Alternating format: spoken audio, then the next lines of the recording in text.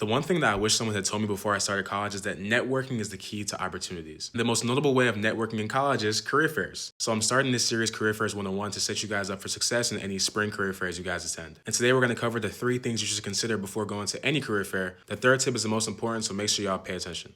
Number one, before you go to any career fair, you're going to want to select 5 to 10 companies that you want to target. At a career fair, there could be a number of companies. There could be 20 companies. There could be 50 companies. There could even be 100 plus companies at a career fair. It's overwhelming. But your job is not to talk to all 100 companies. It's not just speed dating. You want to make meaningful connections. You want to really get to connect with recruiters at career fairs. So you're going to want to select 5 to 10 companies you're really interested in. What a lot of people ask me is, Kelechi, how do you pick what companies you want to talk to? There's so many companies. Which ones do I pick?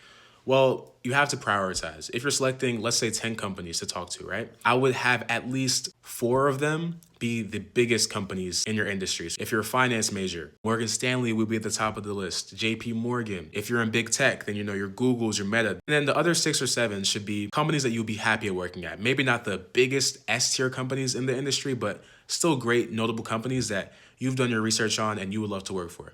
The next thing that's huge for career fairs, but I still see people make this mistake when I go every year, is attire. Coming to a career fair, you have to understand this is people's first impression of seeing you in a corporate setting. This could be the company you work at for the rest of your life. So meeting a recruiter that could potentially give you the opportunity, you have to dress the part.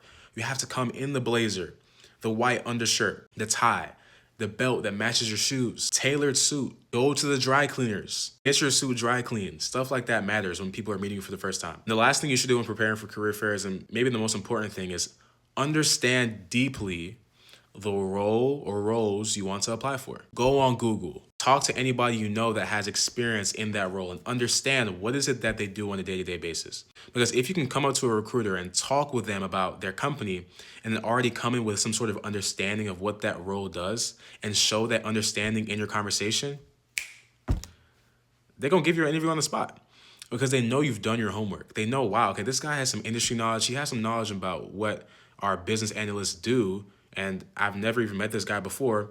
He might be a good fit for the role because he's curious, he's inquisitive. He went out and he got information on something that he didn't even have to. Let me know if this helped, and comment part 2 if you guys want more from this series.